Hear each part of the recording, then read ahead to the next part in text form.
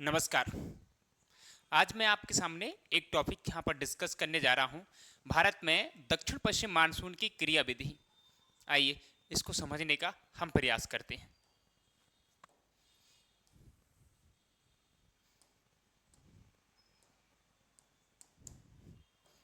Topic का नाम मैं लिख लूँ सबसे पहले।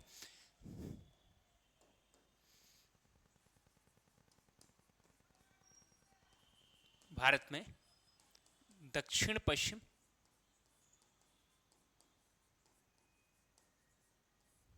मानसून की क्रिया विधि।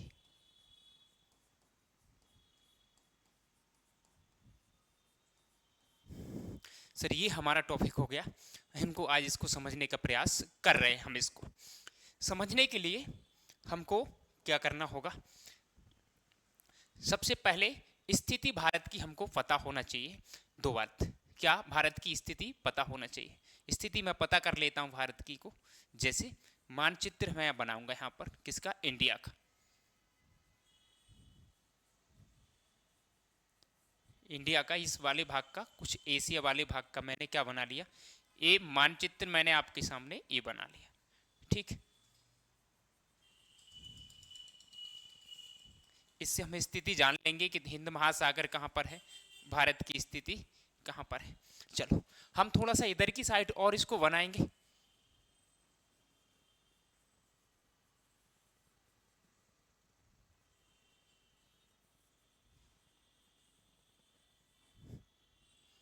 ऐसा मान के चलते हैं कि यहां पर हमारा हो गया अफ्रीका।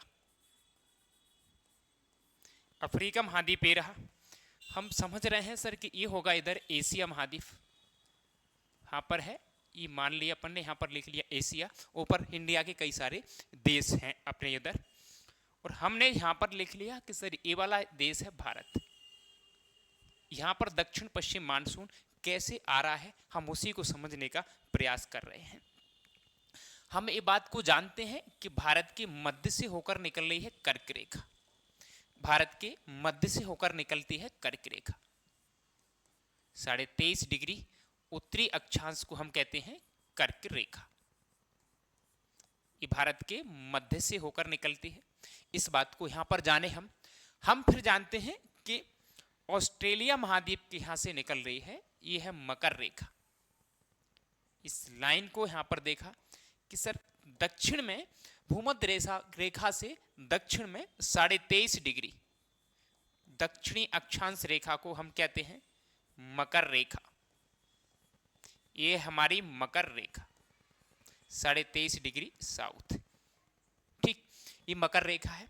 और हम जानते हैं कि बीच में इसमें एक लाइन है, और इसको यहां से बना दिया जाए तो इसको हम कहेंगे सर ये है हमारी भूमध्य रेखा 0 डिग्री या विषुवत रेखा जिसको हम बोलते हैं।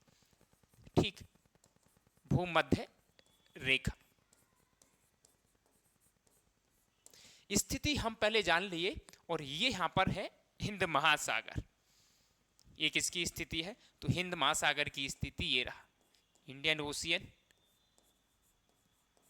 हिंद महासागर ये रहा। ठीक, स्थिति हम जानते हैं। इधर ये बंगाल की खाड़ी है, इधर अरब सागर है, तो इनको जानने की कोई जरूरत नहीं, इतना अपन समझते हैं। ठीक, अब सबसे पहले हम एक सरल क्रिया विधि सबसे पहले समझेंगे, जिसको हम कहते हैं परंपरागत सिद्धांत। हालांकि हम सिद्धांतों को नहीं पढ़ रहे हैं यहाँ पर, कि जो सिद्धांत है हमारे परंपरागत कौन से सिद्धांत हैं मानसून की उत्पत्ति से, और आधुनिक सिद्धांत कौन कौन से हैं। तो परंपरागत सिद्धांतों में अकेला एक तापीय सिद्धांत ही आता है, जबकि आधुनिक सिद्धांतों में हम देखते हैं गतिक संकल्पना आती है, जेट स्ट्रीम है, अल्नीना, लालीना, ठीक है, दक्षिणी दोलन, ये सब आधुनिक सिद्धांत हैं। तो सिद्धांत पर चर्चा ना करते हुए हम किस पर कर रहे हैं अभी, दक्षिण पश्चिम मानसून की क्रिया विधि पर। अब एक सरल तापीय सिद्धांत के बारे से हम इतना समझ पा रहे हैं कि सर हमारी ये पूरी पृथ्वी है, पृथ्वी, और पृथ्वी अपने अक्ष पर 23.5 डिग्री झुकी हुई है। ठीक, अपने एक्सिस पर कितनी, 23.5 डिग्री झुकी हुई है। ठीक, और इस पर हमने अभी जो लाइन बनाई थी वो है हमारी कर्क रेखा और मकर रेखा। इनको एक बार फिर बना लिए हमने, कर्क रेखा और किसको, मकर रेखा को हमने फिर यहां पर बना ली। अब हम देखते हैं कि अपने एक्सिस पर पृथ्वी झुकी होने के कारण सूर्य की लंबवत किरणें कर्क रेखा और मकर रेखा पर हमेशा इससे ही पड़ती हैं, मतलब आगे नहीं जाती। कहां पर? कर्क रेखा और मकर रेखा से। ठीक है, तो ये 23.5 डिग्री उत्तर में और 23.5 डिग्री हम देखते हैं कहां पर? दक्षिण में। ये हमारी है कर्क रेखा, नाम उधर भी लिखे हुए हैं, मैं एक बार इधर भी लिख देता हूं। कौन सा? मकर रेखा। और 0 डिग्री ये भूमध्य रेखा है। सूर्य की लंबवत किरणें कैसे पड़ रही हैं सर? पृथ्वी को दो गोलार्धों में यहां पर कौन बांट रहा है? तो भूमध्य रेखा, ये कह सकते हैं पृथ्वी को दो गोलार्धों में बांटा। उत्तर हम कहते हैं उत्तरी गोलार्ध, और ये कौन सा है? दक्षिणी गोलार्ध है। जैसे ही हम कहें कि सूर्य की स्थिति, मान लिया जाए कि एक डेट मैंने सबसे पहले यहां से शुरुआत कर रहा हूं और मैंने लिखा यहां पर सर 22 मार्च। 22 मार्च को सूर्य की सीधी किरणें कहां पर पड़ रही हैं सर? भूमध्य रेखा पर पड़ रही हैं। अब 22 मार्च से हम देखेंगे, जैसे ही मार्च खत्म होगा, अप्रैल, मई और हम देखते हैं जून, और 21 जून को सूर्य की लंबवत किरणें पड़ती हैं सर कहां पर? कर्क रेखा पर। 21 जून को सूर्य की लंबवत किरणें कर्क रेखा पर। जून के बाद फिर देखते हैं सूर्य दक्षिणायन हो जाता है, जुलाई। ठीक है, फिर देखेंगे अगस्त और फिर सितंबर, और सितंबर में कितना सर? 23 सितंबर। 23 सितंबर को दोबारा हम कह सकते हैं सर सूर्य की सीधी किरणें कहां पर? तो भूमध्य रेखा पर फिर पड़ रही हैं। सितंबर के बाद में अक्टूबर, नवंबर, और फिर यहां पर एक डेट आती है सर 22 दिसंबर। दिसंबर, हमको ये पहले थोड़ा सा पता हो कि भाई सूर्य हमेशा आखिरी इधर 21 जून और इधर आखिरी मकर रेखा पर कौन सा? 22 दिसंबर। इन्हीं के बीच में लंबवत किरणें पड़ती हैं। हम तापीय सिद्धांत में इस बात को जानते हैं कि भाई सूर्य जब उत्तरी गोलार्ध में होगा हमारा यहां पर, तो यहां एक गर्मी होंगी। ठीक है, और जब सूर्य उत्तरी गोलार्ध में होगा तो इस उत्तरी गोलार्ध में गर्मी होगी, जिसके विपरीत ठीक दक्षिणी गोलार्ध में वहां पर सर्दी होगी। ठीक, जब सूर्य दक्षिणी गोलार्ध में रहेगा तो यहां पर क्या रहेंगी? गर्मी, ग्रीष्म ऋतु रहेगी, और यहां पर देखेंगे तो कौन सी रहेगी? शीत ऋतु रहेगी। हालांकि हम ऋतुओं पर चर्चा नहीं कर रहे हैं, ठीक है, इतना अंदाज हम लगा ले तापीय सिद्धांत से। अब भाई होता कैसे है दक्षिण पश्चिम मानसून अपने यहां पर किस प्रकार से आगा, हम देख लेते हैं कि सर ये डेटों से हमने क्या निकाल लिया। मान लिया हमने कि सर ये वाली डेट को मैं सबसे पहले रख रहा हूं, कौन सी है सर? 21 जून, सॉरी कौन सा? 21 मार्च वाला सबसे पहले मैं यहां पर रख रहा हूं। कौन सा? 21 मार्च यहां पर रखा। 21 मार्च को सूर्य कहां पर है सर? ये भूमध्य रेखा है। 21 मार्च के बाद जैसे जैसे सूर्य आगे की तरफ ऐसे बढ़ेगा, किसी दिन सूर्य की किरणें यहाँ पर पड़ेंगी, फिर आके यहाँ पर मतलब आगे बढ़ता जाएगा। और ठीक हम कह सकते हैं कि सर 21 जून को सूर्य की सीधी किरणें कहाँ पर पड़ेंगी? तो भारत के मध्य यानी कर्क रेखा पर पड़ेंगी, और कर्क रेखा भारत की कहाँ से निकल रही है? मध्य से। इसका मतलब सर यहाँ पर सूर्य की सीधी किरणें होंगी, सीधी किरणें पड़ेंगी, तो हम कह सकते हैं जहाँ पर सूर्य की सीधी किरणें पड़ेंगी, जहाँ पर क्या होगा सर? हाई टेम्परेचर होगा। क्या होगा? हाई टेम्परेचर होगा। और इसके ठीक विपरीत क्या होगा? लो प्रेशर होता है। कैसे होता है लो प्रेशर? इस बात को हम जानते हैं कि सर वहां पर टेम्परेचर बढ़ता है तो गर्मी से जो हवा है वहां पर वो क्या होती है? गर्म होके और ऊपर उठती है, गर्म होके छोटे छोटे कणों में टूट जाती है, जिन पर गुरुत्वाकर्षण बल काम ही नहीं करता और वो ऊपर चली जाती है। तो नीचे वायु की जो दाब है वो क्या हो जाता है? कम हो जाता है। तो हमने कहा कि यहां पर क्या हो रहा? उच्च दाब होगा, उच्च क्या होगा?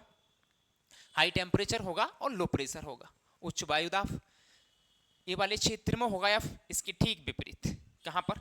अब यहां कह सकते हैं हम सर इधर टेम्परेचर कैसा आ रहा है? इधर हम देख रहे हैं तो सर इधर लो टेम्परेचर है। कैसा है? लो टेम्परेचर है। सूर्य इधर स्थिति है तो इधर लो टेम्परेचर है, तो इधर कैसा प्रेशर होगा सर? हाई प्रेशर होगा। ये स्थिति बनेगी हमेशा। क्या स्थिति बनेगी? इधर क्या होगा? लो टेम्परेचर होगा और क्या होगा? हाई प्रेशर होगा। स्थिति लगातार बन रही है। ठीक ठीक, इसके हम और एक बात को और समझेंगे, इस बात को लेके यहीं हम रोकते हैं कि ये स्थिति हमने समझ ली।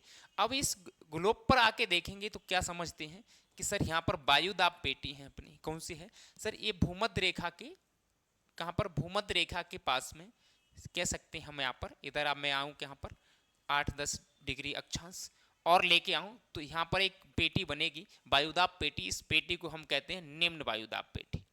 कौन सी होगी? निम्न वायुदाब पेटी। क्यों सर? यहाँ पर सूर्य एकदम से सीधी किरणें पड़ती हैं कर्क रेखा पर, सॉरी भूमध्य रेखा पर, तो यहाँ पर क्या रहेगा? टेम्परेचर हाई रहेगा, तो प्रेशर कैसा रहेगा सर? लो रहेगा। तो एक ऐसी पेटी होगी लो प्रेशर बेल्ट। ठीक है सर। इस वाले क्षेत्र में एक होगी हमारी यहाँ पर कौन सी? उच्च वायुदाब पेटी होगी। और एक कह सकते हैं इस वाले क्षेत्र में 30-35 के बीच में यहाँ पर भी क्या होगी? उच्च वायुदाब पेटी होगी। कह सकते हैं हवाएं हमेशा उच्च वायुदाब से निम्न वायुदाब की ओर चलती हैं। कैसे चलती हैं सर हवाएं? ठीक है, कहाँ से चलती हैं? उच्च वायुदाब से निम्न वायुदाब की ओर। ठीक है, तो हाई प्रेशर से कहाँ पर चलती हैं? लो प्रेशर की तरफ हमेशा हवाएं क्या करती हैं? गमन करती हैं। तो सर ये हाई प्रेशर है पेटी है, कौन सी है? उच्च वायुदाब पेटी है। ये वाला क्षेत्र को मैंने मान लिया, और ये वाला क्षेत्र से, दोनों वाले क्षेत्रों से हवाएं चलेंगी। यहाँ पर क्या? दोनों वाले क्षेत्रों से क्या चलेंगी? हवाएं चलेंगी। और इन हवाओं को ये वाले क्षेत्र में हम देखा जाए, इनको कहते हैं यहाँ पर व्यापारिक पवनें, क्योंकि ये समुद्र को वहां पर चलने में, सागर में क्या देती हैं? सहायता देती हैं। व्यापारिक पवनें हम कहते हैं। ठीक, व्यापारिक पवनें। व्यापारिक पवनें सर दोनों तरफ आएंगी। एक तो ये निम्न वायुदाब पेटी की तरफ भी चलेंगी, इससे इस प्रकार से ऐसे। ठीक, ऐसे ही चलना चाहिए सर, हाई प्रेशर से कहां पर? लो प्रेशर की तरफ। इस तरफ से भी हम कहेंगे तो हाई प्रेशर से कहां पर? लो प्रेशर की तरफ चलेंगे, लो प्रेशर की तरफ चलेंगी। लेकिन कंडीशंस ये है कि पृथ्वी अपने एक्सिस पर, अपने अक्ष पर सर कैसे? पश्चिम से, कहां से? पश्चिम से किधर घूमती है सर? पूरब की तरफ घूमती है। कहां पर? पश्चिम से पूरब की तरफ पृथ्वी अपने एक्सिस पर, अपने अक्ष पर घूमती है। इसके कारण पृथ्वी पर एक बल काम करता है। और कौन सा बल काम करता है? कोरियोलिस बल। कौन सा बल काम करता है? तो कोरियोलिस।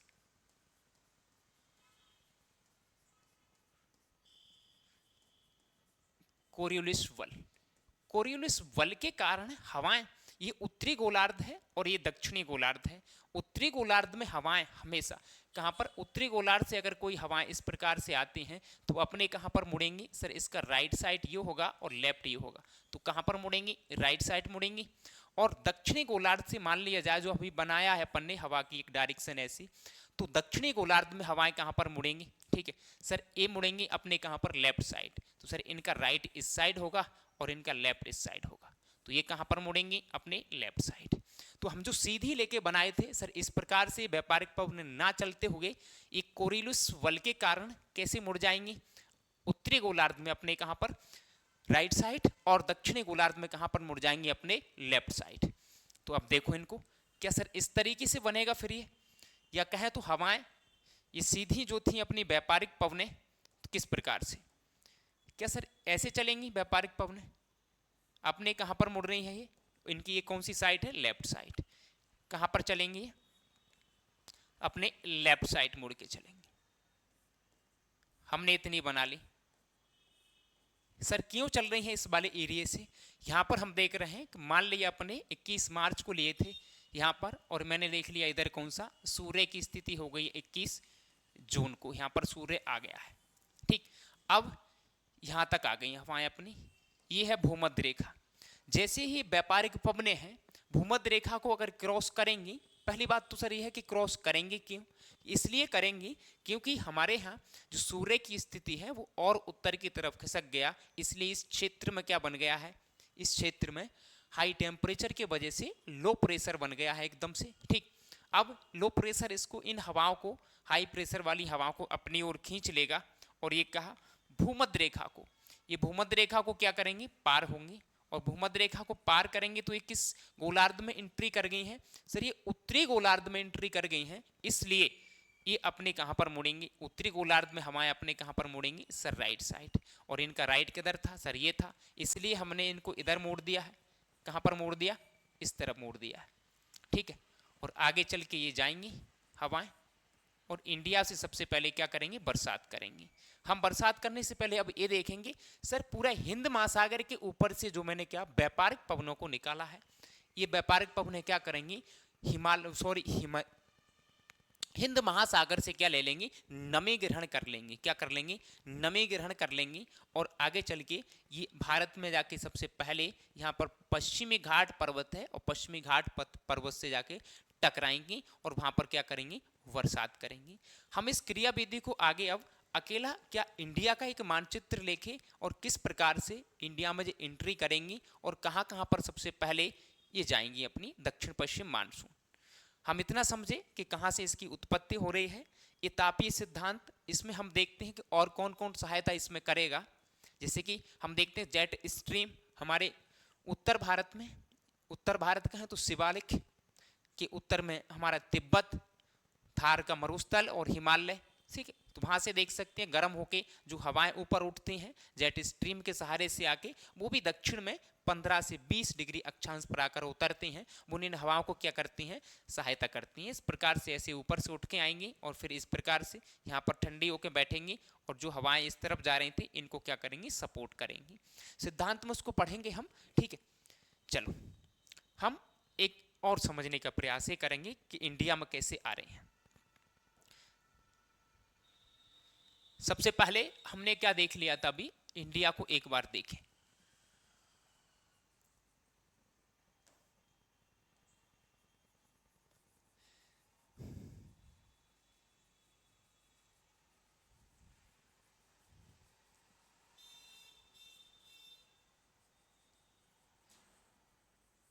चलिए, ये अपन ने क्या कर लिया, एक मानचित्र समझने के लिए थोड़ा आसान चीजें हो जाएंगी, इसलिए इसको अपन ने बना लिया।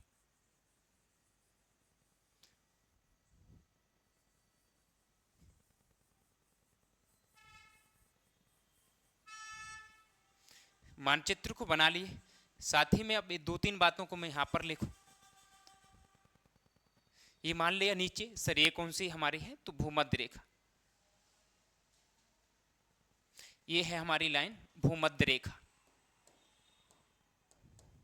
0 डिग्री है, 0 डिग्री भूमध्य रेखा।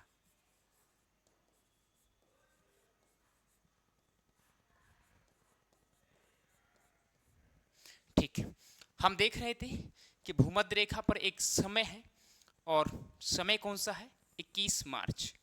21 मार्च को भूमध्य रेखा पर क्या स्थिति बनेगी सर, यहाँ पर क्या होगा, हाई टेम्परेचर होगा, तो क्या होगा, लो प्रेशर होगा, और यहाँ पर बनेगा ITCZ, inter tropical convergence zone बनेगा। ठीक है, यहाँ पर दोनों तरफ से आकर मिलने वाली हवाएं एक कन्वर्ज हो जाएंगी ऊपर की तरफ।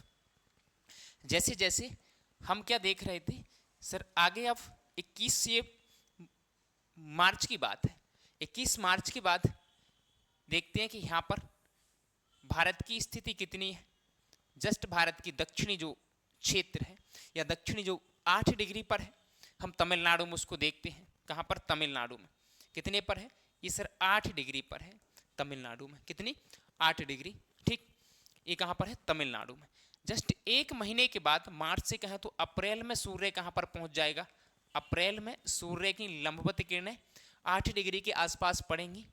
जिसके 1 महीने और बाद हम देखें कि सर ये आसपास भारत की, ठीक है, ये समझने के लिए थोड़ा इधर उधर हो सकता है अपनी, सर 16 डिग्री अक्षांश पर सूर्य कब पहुंच जाएगा, लगभग लगभग सर मई के महीने में पहुंच जाएगा।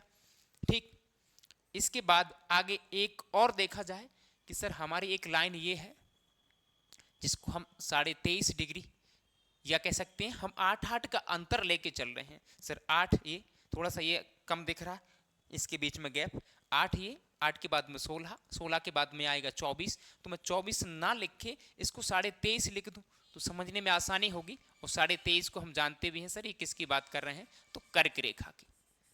और कर्क रेखा में सर अब सूर्य को पहुंचने के लिए ये मार्च, अप्रैल, मई, और यहाँ कब पहुंच जाएगा तो जून में। कब पहुंच रहा है, जून में पहुंच रहा है।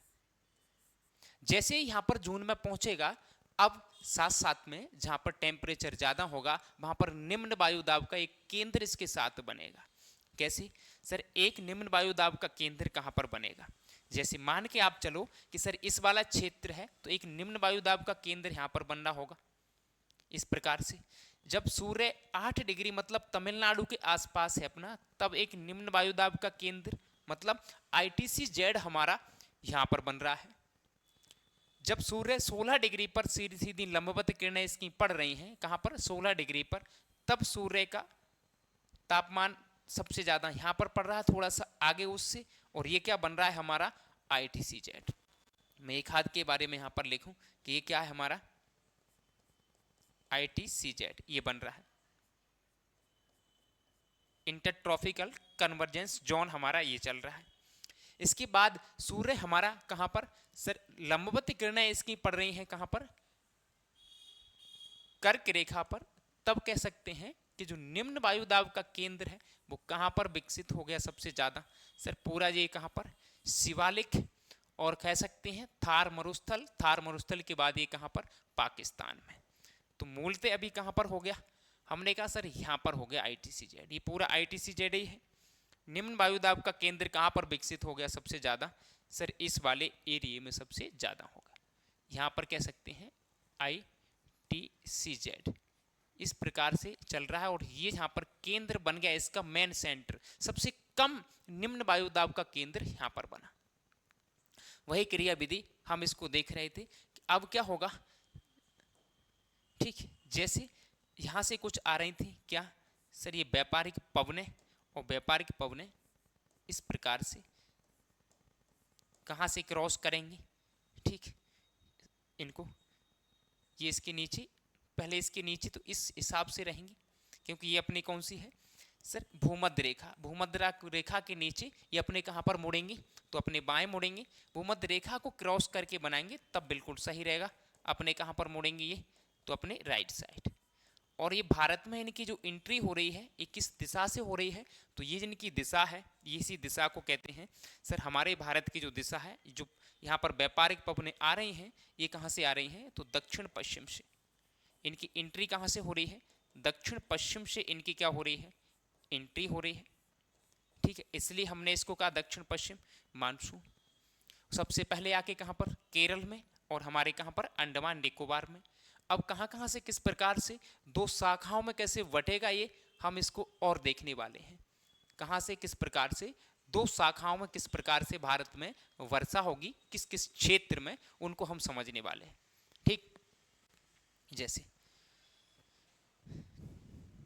भारत की उच्चावच स्थिति, पर्वत पठार पहाड़ियां, ये हमको थोड़ा सा बारे में जानकारी होगी तो और ठीक रहेगा, समझने में थोड़ी सी आसानी हमको होगी।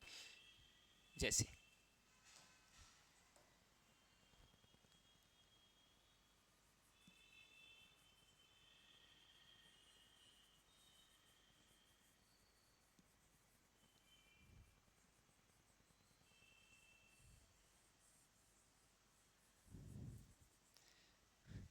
ये हमारा इंडिया का मानचित्र है और इसको हम 2-3 बार अभी बना ही ले हैं, तो लगभग लगभग हमको पता ही चल गया किधर कहाँ पर है पॉलिटिकल इसकी और स्थिति, शायद हमको स्टेट के बारे में पता होगा। चलो ये हमने जैसा तैसा बना लिया एक समझने के लिए, ठीक है। बीच से एक लाइन बना दी यहाँ पर, ये कर्क रेखा है। अब सबसे पहले में कुछ पर्वतों की स्थिति इसमें आपको बना के देखते हैं कि यहाँ पर क्या है सर, एक माउंटेन है, इसको कहते हैं हम वेस्टर्न घाट, ये है पश्चिमी घाट, पश्चिमी घाट यहाँ पर स्थिति है ये नीलगिरी की, नीलगिरी पर्वत जो कि दोनों को जोड़ रहा है, पश्चिमी घाट को और पूर्वी घाट को। इधर हम देखें तो ये पूर्वी घाट है, ये सतत है पश्चिमी घाट, जबकि ये कैसा है कंटिन्यूस नहीं है, बीच में से कटा फटा है।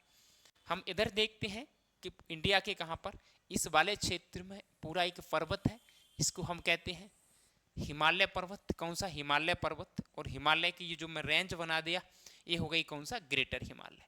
ग्रेटर हिमालय के बाद में सर ये मिडिल हिमालय, ठीक है, ऐसा आपको दिखेगा। और नीचे और देखा तो ये 3 रेंज मैंने बना दी, कौन सा एक शिवालिक का।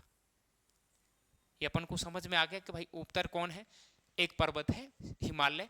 यहाँ पर इसको भी नाम याद रखेंगे अपन, इसको भी क्या जानेंगे, इसका भी काम आएगा अपने मानसून में।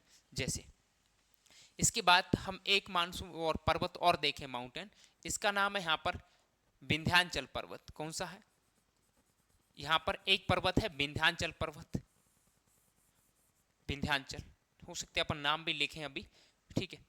और विंध्याचल के नीचे एक पर्वत और है, इसको पर्वत को हम कह रहे हैं तो सतपुड़ा पर्वत। कौन सा? सतपुड़ा पर्वत है। और इस वाले क्षेत्र में एक पर्वत और है जिसको हम कह रहे हैं अरावली पर्वत। क्या नाम है इसका? अरावली पर्वत, ये रहा, ठीक। अरावली पर्वत है। पहाड़ियों की स्थिति अपन नहीं जानेंगे, बस थोड़ा सा ये कहेंगे सर मेघालय में गारो खासी और जयंती की पहाड़ियां हैं, ठीक है। गारो खासी और कौन सी है?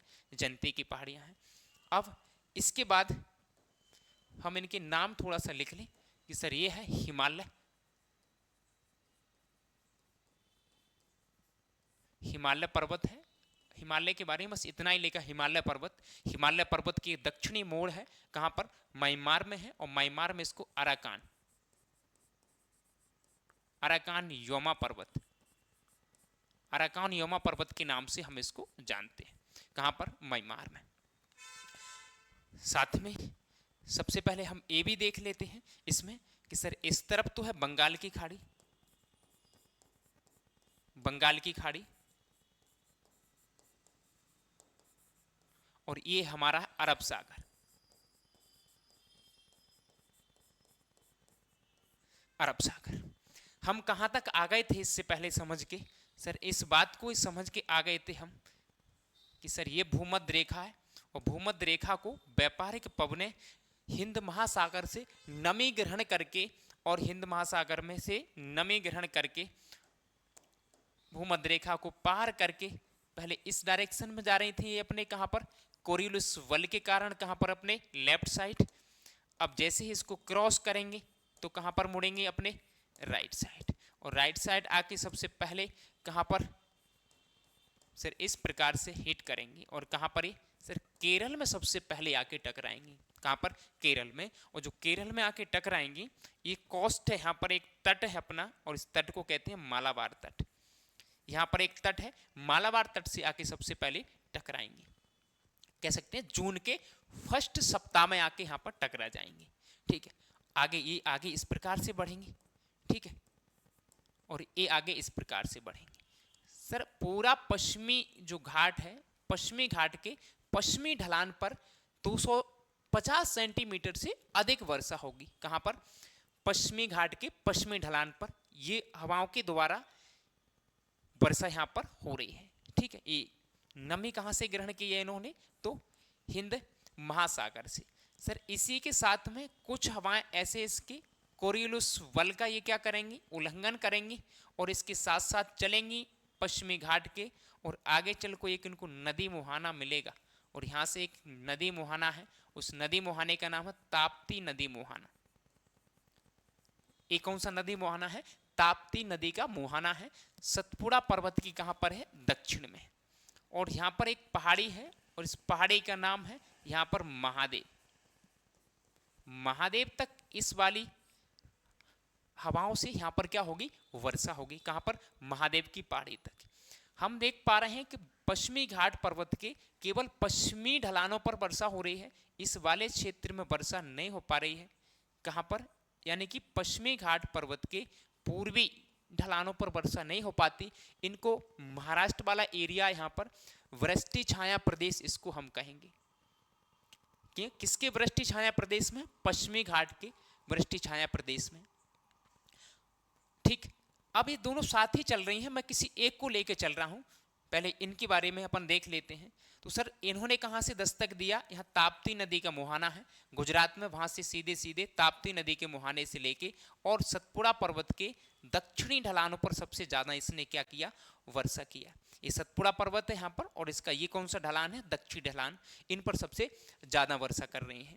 इसके बाद आगे एक नदी और है, इस नदी का नाम है नर्मदा नदी, और नर्मदा नदी का यहाँ मुहाना गुजरात में है, ठीक है। कहां पर? खंबात की खाड़ी से नर्मदा नदी के मुहाना बहुत चौड़ा है, और इससे हवाओं ने क्या किया? जो अपनी व्यापारिक पवनें हैं इनमें नमी की मात्रा है, और प्रवेश किया इन्होंने। और आगे इस वाले क्षेत्र में एक पहाड़ी हमारी पड़ती है, और पहाड़ी का नाम है अमरकंटक। यहां जगह है अमरकंटक तक वर्षा हो रही है। अमरकंटक तक इन्होंने क्या की, वर्षा किया। कभी कभी ऐसा होता है कि ये छोटा नागपुर के पठार तक वर्षा करती हैं, जनरली ये अमरकंटक तक वर्षा करती है नर्मदा नदी से।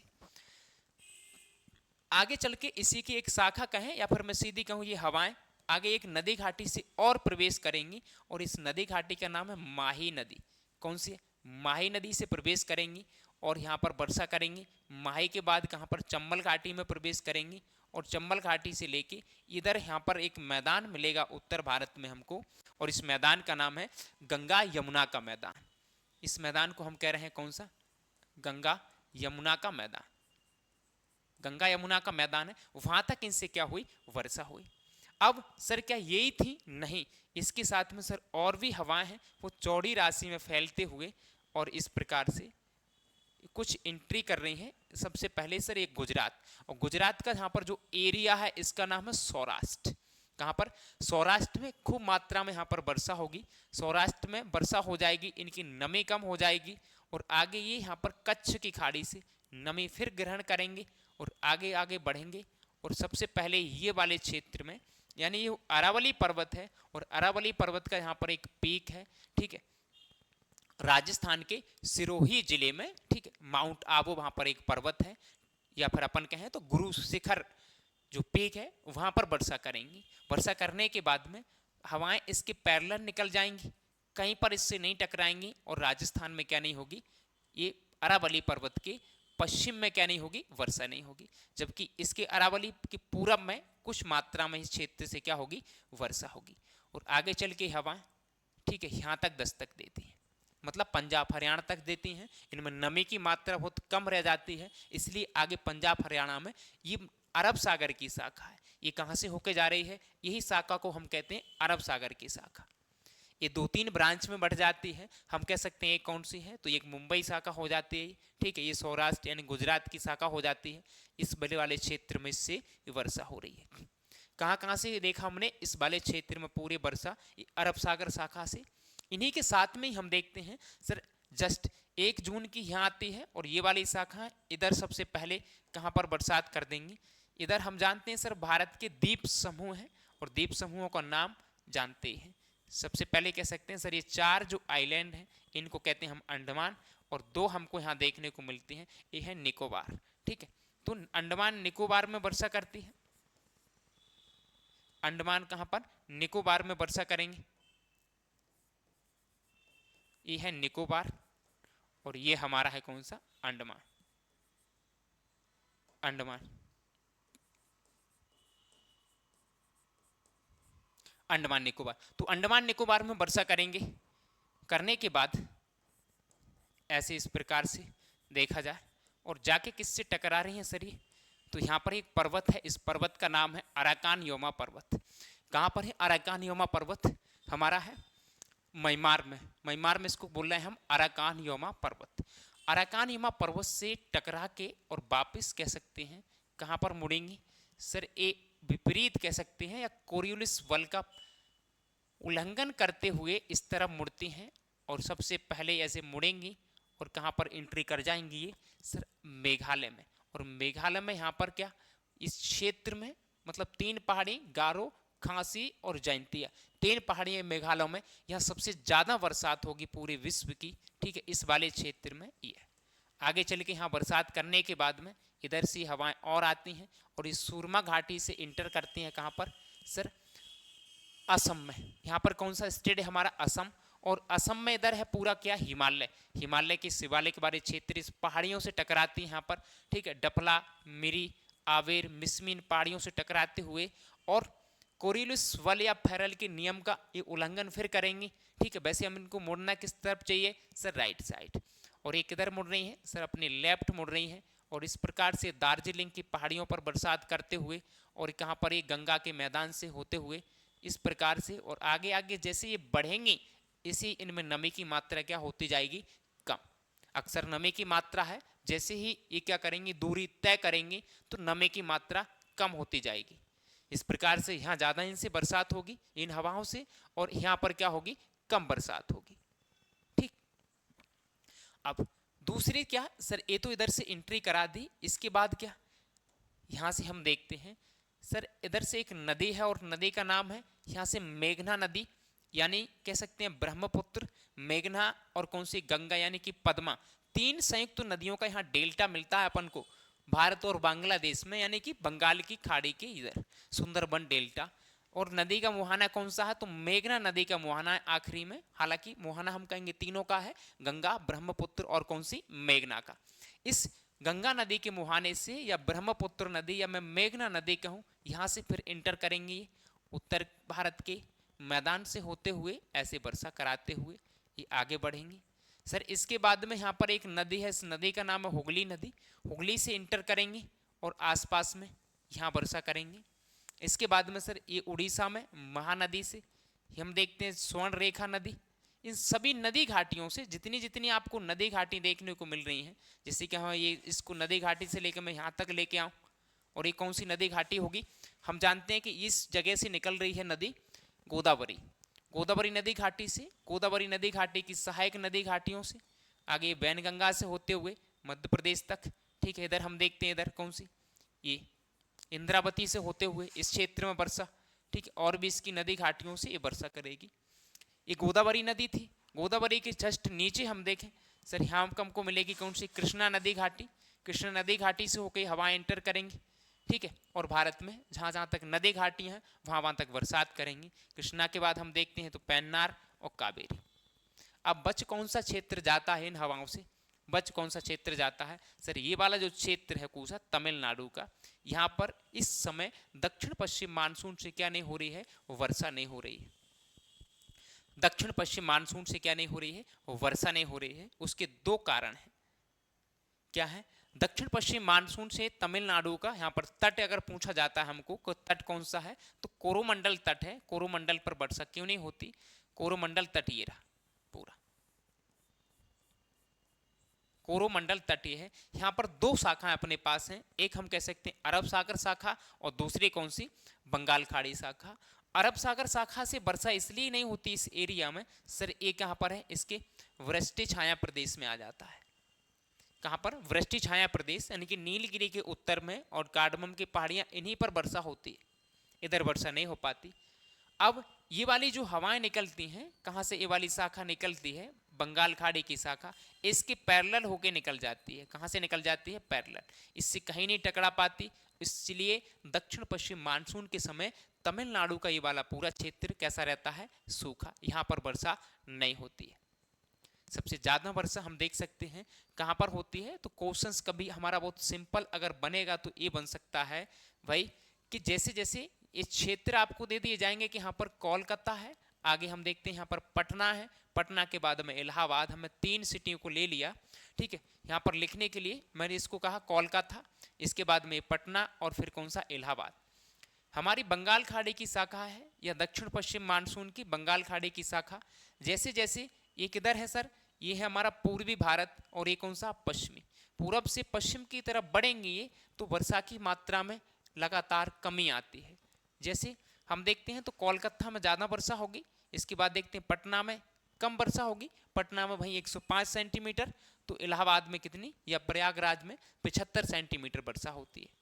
और आगे दिल्ली तक पहुंचते हैं तो ये कम मात्रा में वर्षा हो जाती है। ठीक है, और आगे चल के हिमाचल प्रदेश और इस तरफ ये दोनों शाखाएं टकराती हैं और यहाँ बादल फटने जैसी घटनाएं हिमाचल उत्तराखंड में घटती हैं। अब एक क्वेश्चन ये आता है दिमाग में, सर ये जिधर से बंगाल खाड़ी की शाखा जा रही है और ये किससे जाके टकरा रही है, अरावली से। अब यहाँ ये बनता है कि अरावली पर्वत से बंगाल खाड़ी की शाखा उत्तर के मैदान से होते हुए वहाँ पर जाके टकराती है, फिर भी वर्षा क्यों नहीं होती। जब तक ये जहाँ पर टकराती है तब तक इसमें नमी की मात्रा क्या हो चुकी होती है, खत्म हो चुकी होती है, इसलिए वहाँ पर क्या नहीं होती, वर्षा नहीं होती। तो दोनों शाखाओं से अरावली में क्या नहीं होती, वर्षा। बंगाल खाड़ी की शाखा अरावली से जाके टकराती तो है, लेकिन उस समय उसमें नमी नहीं रहती है। और जिस वाली अरब सागर शाखा में नमी तो रहती है, लेकिन उसके कैसे निकल जाती है, समांतर। ठीक, तो हमारा एक बहुत छोटा सा एक टॉपिक था दक्षिण पश्चिम मानसून की क्रियाविधि, हालांकि हमने इसको बीच में से लिया था। ठीक है, इससे पहले और पृष्ठभूमि लेते तो शायद मुझे लगा वीडियो बहुत बड़ी हो जाती, इसलिए मुझे लगा कि बीच में से टॉपिक को उठा के मैं इसी को समझाने का प्रयास करो। धन्यवाद।